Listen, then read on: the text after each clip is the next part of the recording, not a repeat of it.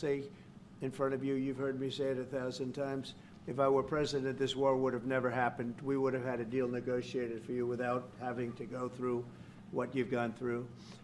But your soldiers have been unbelievably brave. We've given them great equipment, but somebody has to use the equipment. They've been unbelievably brave, and we give them great credit. This was supposed to be over very quickly, and here we are 3 years later. So I give tremendous credit to your generals and your soldiers and yourself in the sense that it's been very hard fighting, very tough fighting. They're great fighters, and you have to be very proud of them from that standpoint. But now we want to get it over with.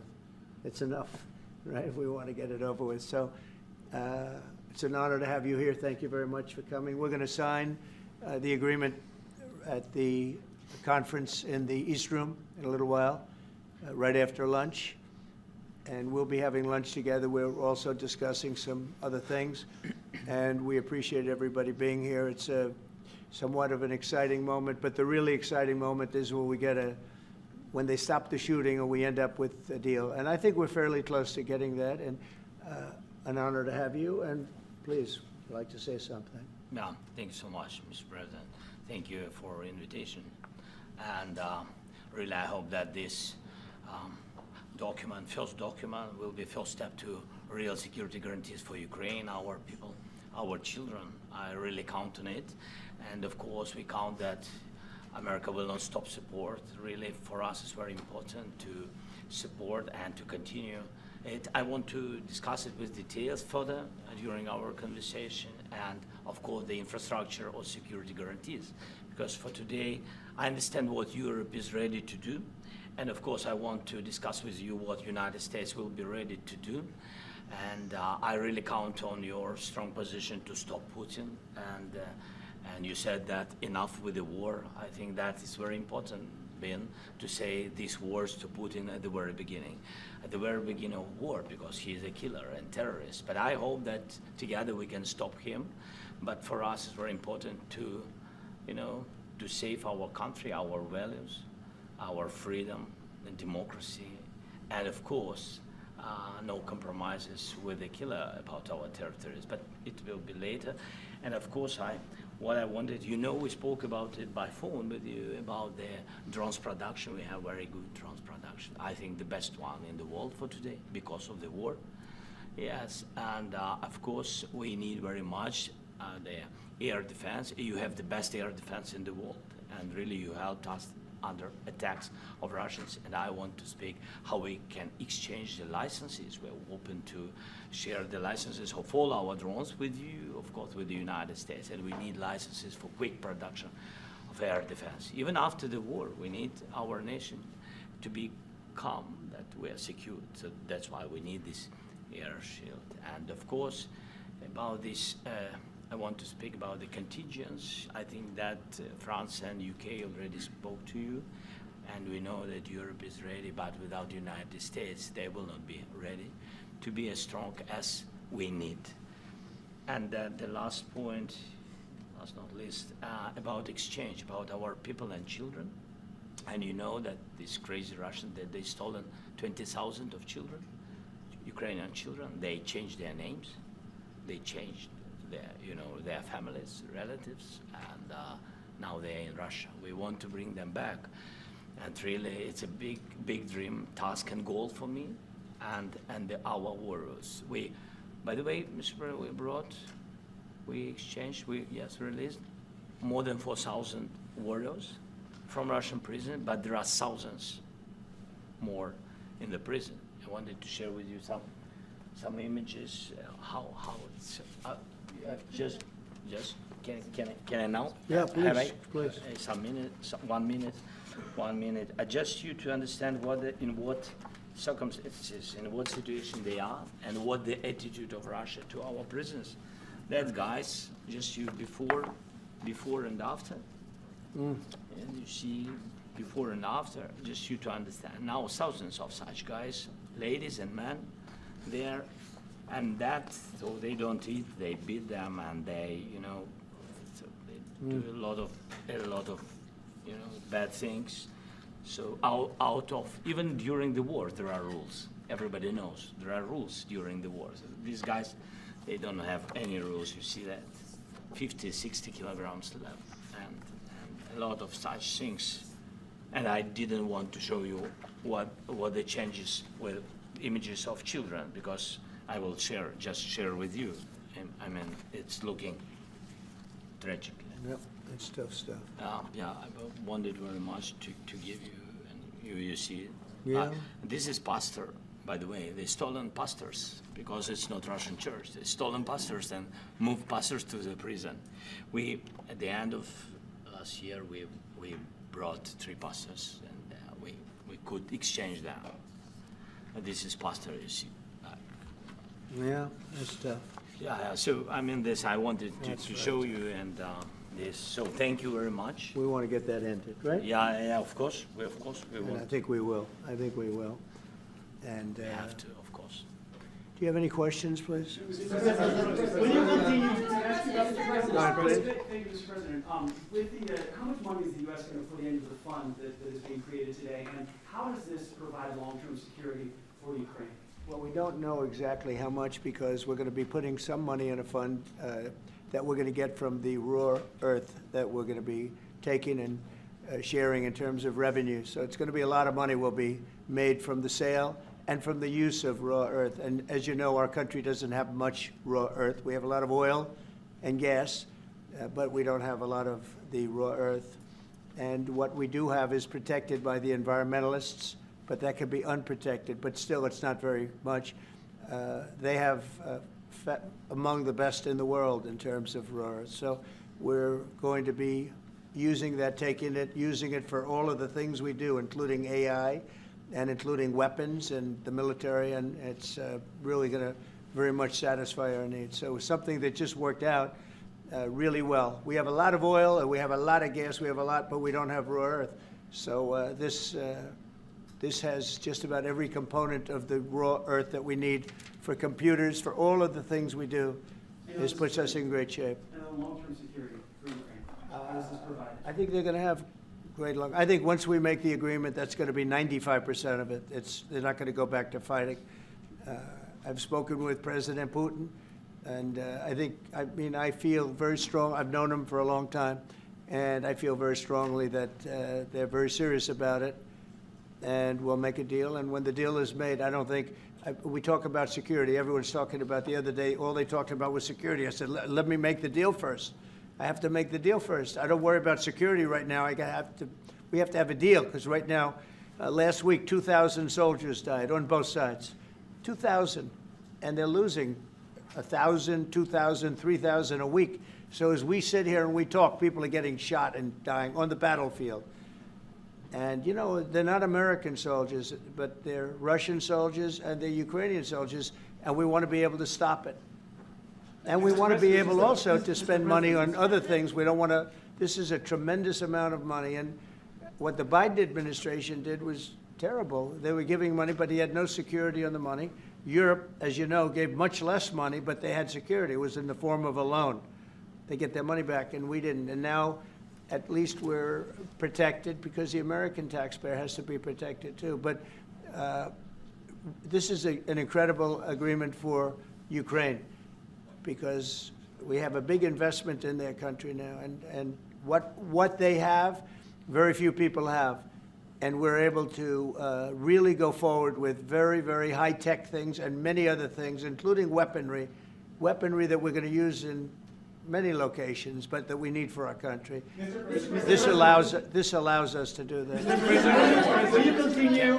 I'm sorry. Can I? Military aid. Yes, go ahead, please. If Yeah. I can just yes. In the document, there is one of the very important points. If we speak about business and investment, we never had LNG terminals in Ukraine. This document will open. I mean, the next documents, but anyway, here we see in the framework, we see a really goodwill for this. LNG terminals for us is very important, and I think for security of European continent. We have the biggest storage, gas storage. We have the biggest in Europe. Yes, and we can use it. You use it for LNG. You use it for LNG, and we will do it. And really, we can help Europe because Europe really helped. President Trump said that they made less support, but they are our friends and they are our very supportive partners. They really gave a lot, Mr. President. They did. Really, they did. They gave a lot, but they gave much less. No, Much less. no, no, Don't argue with it. no. Okay. Okay.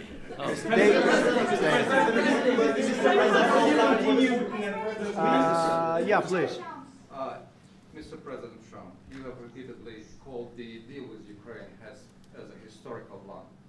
And as a president of the United States, you make historical decisions in other issues which affect America and other world. So what place in the world history do you want to take? And do you associate yourself with any famous historical figures? Yeah, I'd say George Washington, Abraham Lincoln. I would say I'm far superior to George Washington and Abraham Lincoln. Now, you know I'm only kidding, right? Because when I say that, the fake news is going to go wild. They're going to say he considers himself to be better than Washington. But you never know. You never know. I don't compare myself to anybody. I'm here to do a job. We've had a great 35 days or whatever it might be, a month, a little more than a month. We've accomplished tremendous amounts. Not only this would be a very great achievement if we could get the war stopped and get them back to normalization. I think that's going to happen. We've had very good talks on both sides, as you know. But I think we've done a very good job, just generally. If you look at all of the things we've done in 30 days, they're saying there's never been a opening for a president. The first month, there's never been a first month like we've had. And this is one of the very important things. This, to me, is one of the most important things because we have tremendous death taking place as we speak, and I don't want to have that. You know, think of the parents, whether they're in Russia or Ukraine, think of the parents of all these people being killed needlessly. They came to our territory. Should have never started. This would have, if I were president, this would have never started. Mr. President, will you continue sending military aid to Ukraine after the U.S. signs this agreement with Ukraine? Yeah, we're And the going to be question continuing. to President Zelensky, do you feel like the U.S. is on your side, that President Trump is on your side at this moment? What do you think? He wants to know, do you think that, sort of a stupid question, because I guess we wouldn't be here if I wasn't. You know? But I think that the United States on our side from the very beginning of occupation, and I think that President Trump on our side, and of course, I'm sure that United States President will not stop support. This is crucial for us. It's important for us. Yes.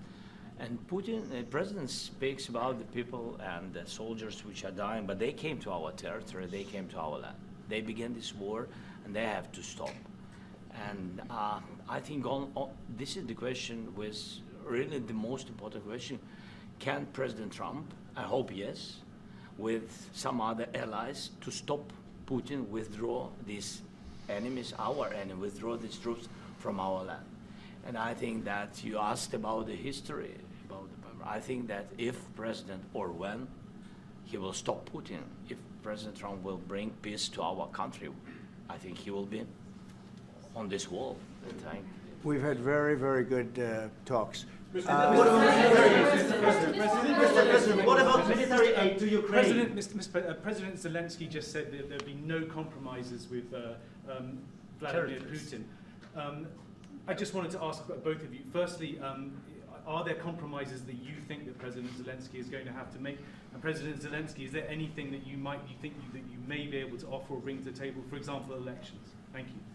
I think you're going to have to always make compromises. You can't do any deals without compromises. So certainly he's going to have to make some compromises, but hopefully they won't be as big as some people think you're going to have to make. That's all. It's all we can do. I'm here as an arbitrator, as a mediator to a certain extent between two parties that have been very hostile, to put it mildly. They've been very hostile. There's been a vicious war. There's been a vicious war. You know, it's a very level battlefield, and those bullets go out, and as I've said many times, we were talking about it with Pete, many times the only thing stopping those bullets is a human body. And in the case we're talking about, generally young human bodies are stopping a lot of bullets. It's dead level. That's why it's great farmland. It's great land. It's great farmland, but there's very little protection against the bullets that are being, and other things that are being shot. So all I can do is see if I can get everybody at the table and get an agreement. And I think we're going to end up with an agreement. Otherwise, I wouldn't probably be even here today. Mr. President, I've got two questions for you. You think ultimately your legacy will be the peacemaker and not the president that led this country into another war and ended foreign wars? And I've got a question. I hope it will. I mean, I hope I'm going to be remembered as a peacemaker. This would be a great thing if we could do this. I'm doing this to save lives more than anything else. Second is to save a lot of money, but I consider that to be far less important. So I hope I'm going to, thank you, Brian, for that question. It was a nice question. I hope I'll be known and recognized as a peacemaker. This would be a great thing to solve. This is a very dangerous situation. You know, this could lead to a third world war. This was headed in the wrong direction. If this election were lost, if we didn't win this election, and by the way, we won it by a lot. That was a mandate. We won every swing state. We won the popular vote by millions and millions of votes. We won everything. The districts, you look at the areas of red, take a look at a map. This was a big mandate, and this was one of the things. I said, we're going to get this thing settled. If we didn't win, I think this could have very well ended up in a third world war, and that would not have been a good situation. What was your second And question? my second question for President Zelensky. No. Why don't you wear a suit? Why? Why don't Sorry? you wear a suit? You're the highest level in this country's office, and you refuse to wear a suit. Just want to see, do you own a suit? You have problems. A lot of Americans have problems with you not Really? respecting I the don't have authority of this such. office. I will wear a costume after this war will finish. Okay. Yes, maybe one, Maybe something maybe like this. something like Yes, yours. sir. Yes, That'd be great. maybe something better. I don't know. We will see. Maybe something cheaper than yeah. Thank you. Thank you. Thank you. Thank you, President Trump. You said yesterday. Are you going to send more arms to Ukraine in case there's no peace? Yeah, we're going to have arms to Ukraine, yeah, sure. Hopefully I won't have to send very much, because hopefully we're going to have it finished. We're looking forward to finishing this quickly. We're not looking forward to sending a lot of arms. We're looking forward to getting the war finished so we can do other things. But we very much appreciate the agreement, because we needed what they had, and we're treating, you know, our country is now treated fairly. Biden didn't do that. He didn't know what the hell he was doing. This should have never happened. This should have never started. But, you know, sure, the answer is yes, but hopefully we won't have to send much, because I'm looking forward to getting it done quickly, very quickly. Does that mean you provide security guarantees, Mr. President? I don't want to talk about security yet, because I want to get the deal done. You know, you fall into the same trap like everybody else. A million times you say it over and over. I want to get the deal done. Security is so easy. That's about 2% of the problem. I'm not worried about security. I'm worried about getting the deal done. The security is the easy part. Security is very nice. Everybody stopped shooting. And now will Europe put people there? I know France is going to. I know the UK is going to. I know other countries are going to, and they happen to be right next door. We haven't committed, but we could conceivably. You know, we have security in a different form. We'll have workers there digging, taking the raw earth so that we can create a lot of great product in this country. So in that sense, you have something, but we haven't determined that yet. I will say, in speaking to France and in speaking to, and they were here, as you know, last week and just the other day, they have committed to a lot of security. I don't think you're going to need much security. I think once this deal gets done, it's over. Russia's not going to want to go back, and nobody's going to want to go back. When this deal ends, I really believe this deal is going to be over. Well, Question? yeah, Please go ahead. Thank you. Go ahead, please. Thank you so Yeah. much. Mr. President, Yeah. thank you. Thank you. Yeah, yeah. Macron and Keir Starmer at the White House this past week, both of whom praised your courage and conviction to lead the pathway towards peace. Yes. Part of that involved, though, re-engaging with Russia in diplomatic relations, something that previous leaders lacked the conviction to do so. What gave you the moral courage and conviction to step forward and lead that? Well, I love this guy. Who are you with? One American News, sir. Well, that's why I like him. One American News does a great job. I like the question. I think it's a very good question. It's a pathway to peace. It's a pathway to getting something solved. And I feel that as the head of this country, I have an obligation to do that. Plus, you know, we're very much involved. We got involved. It's too bad we got involved because there should have been no involvement, because there should have been no war. And there shouldn't have been October 7th. That would have never happened. As you know, Iran was broke. They had no money to give to Hezbollah. They had no money to give to Hamas. They were stone cold broke. And then under Biden, they became rich as hell. They went from no money to $300 billion in a period of 4 years. And they gave a lot of that money away, and you see what happened. And that's a real mess also that we hope to be able to solve. But no, I appreciate your question very much. I feel I have an obligation to try and do something to stop the death. If I can answer, yes, if I can answer, Please, sorry, go ahead. please. And I do like your clothing, by the way. Yeah, really? Even though I think he's a great guy, by the way. But I don't know if you two like each other, but you know what?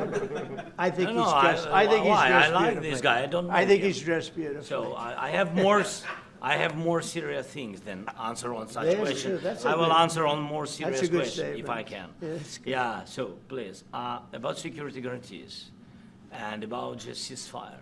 We can't just speak about ceasefire and speak and speak. It will not work. Just ceasefire will not never work, because I'm like a president. I have this experience, and not only me. Ukraine before my presidency, from the 2014, Putin broken 25 times. 25 times he broken his own signature. 25 times he broken ceasefire. But he never broke to me. He never broke to me. No, you were the president. He You never were the broke- president he during. never broke to me. In 2016, you've been the president, Mr. President. You've been the president, but he had, of course, not with you, but he had during those period. He had conversations with our side, and we had Normandy format. You know, the France, Germany, Ukraine, and Russia, and he broken 25 times. That's why we will never accept just ceasefire. It will not work without security guarantees. Security guarantees, maybe President is right about this document and other, but this document is not enough. Strong army is enough, because his soldiers afraid, Putin's soldiers afraid of our soldiers when we're strong enough. If we are not strong enough, if we are empty, if our storage is empty, we can't defend our land. Today, you know, he knows that we have, all the world knows that we have meeting, yes? Why he's using ballistic? Putin today using ballistic on our hospitals, schools, and it says ballistic. So he knows that we are here and that President Trump is really have goodwill to stop this war. And you hear now the president. So why he's using? So he doesn't want to stop. He doesn't want. But I hope that we will do it, really, we'll do it. Security, when we speak about security guarantees, when the Europeans are ready for contingents, they need USA backstop. If there will not be United States, we will not never have any contingents, strong contingents from the Europeans, because they don't want to divide alliance connection between the United States as the main and strongest ally and Europeans. And this is crucial, this is important. That's what we want to speak about very much. This is very important. And air defense. So air defense, really, we have big deficit with all these systems, and we need to provide this. We need it very much. Otherwise, Putin will never stop and will go further and further. He doesn't want. He hates us, you know? It's not about me. He hates Ukrainians. He thinks that we are not a nation. He thinks, and he shared these thoughts, I think maybe with your team also, I don't know. But with all the Europeans, in media, official and not, he always said that there is no such country, such nation, such language, and such life like Ukrainian. No, he really doesn't respect all the Ukrainians, and he wants to destroy us. And you are right, Mr. President, that's 2%. this document, maybe other documents, it's a very good start, very good, but it will not enough to stop this person. Should Russia change its Mr. President, may I have one more question, please? Yeah, go I ahead. asked President They have to Zelensky pay. this question. You This didn't is like the rule. because- This is rule of the because I- war. I'm This is sorry. the rule of the war. During all the centuries, all the history, this is the rule of the war. Who began, those pay. This is the rule. Putin began this war. He has to pay all money for innovation. He has to pay. Of course, some Russian assets, what we have in Europe, about 300 billions, we can use them. We can use for innovation and buy military support from the United States also. We can do it, but it's not enough. It's Mr. not enough. President, I asked this question that you didn't like because I wanted to know. Go ahead, please. Wait 1 second. I asked this question that you didn't like because I wanted to know if you want to position yourself in the middle between Russia and Yes, Ukraine, or I do. on the Ukraine side. No, I'm in the middle. I want to solve this thing. I'm for both. I want to get it solved. And it's wonderful to speak badly about somebody else, but I want to get it solved. If we can solve it, great. If we can't solve it, they're going to have to fight it out, and who knows what's going to happen. But I want to see it get solved. May I follow up? One more question about U.S. troops in Europe.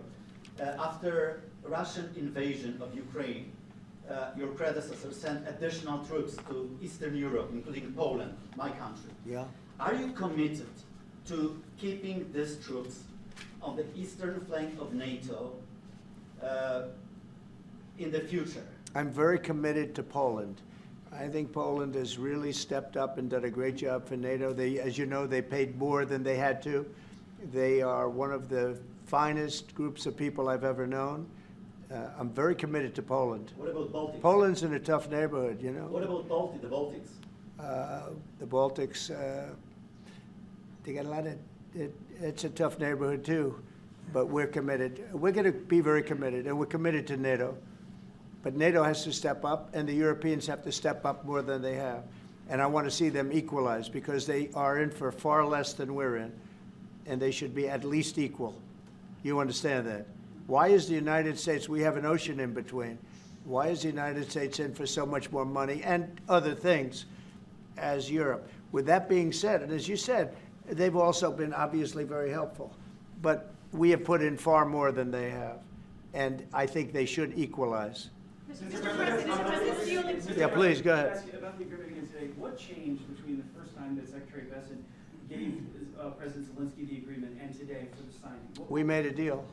So What was the I'm difference? just- Was there a deciding factor? Or was there- I'm a business person. We made a deal. That's what changed. Along I, with general- I didn't think we were going to make a deal, and we ended up making the deal, so that changed. You know? Mr. President, what and how do you envision a trilateral summit with President Zelensky and Putin? I don't know, but it's, well, they don't like each other, I can tell you that, okay? They do not like each other. This is not a love match, and it's unfortunate. That's why you're in this situation. The United States should not have allowed this to happen, okay? The United States, run by a man that didn't know much, I'm going to be very nice, run by an incompetent person, very incompetent person, should never have allowed this to happen. I've stopped wars. I've stopped many wars. My people will tell you, I stopped wars that nobody ever heard about. I stopped wars before they ever started. You can look at some of, I could give you a lot of nations that would tell you right now they were probably going to war. I could tell you right now there's a nation thinking about going to war on something that nobody in this room has ever even heard about. Two smaller nations, but big, still big. And I think I've stopped it. But this should have never happened. Mr. President, About sorry, just a second. About any negotiations. First of all, I want really to tell you, and I think that everybody understands that Ukraine, more than Ukrainians, nobody wants to stop this war. But at the future, any negotiations, it's understandable that two sides of the war, not Russia and the United States, because this is not the war between Russia and the United States. This is a war of Russia against Ukraine and Ukrainian people. So these two sides will be at the, anyway will be at the negotiation a negotiation table, then of course United States, like the strongest partner of the Ukraine, and of course Europe. I think Europe is very important. I want to speak about it with the president. Yes, Europe is very important for us because we really defend Europe for today. All Europeans really recognize that we are defending the line, and they have real life, and our people are dying. That's why they helped us.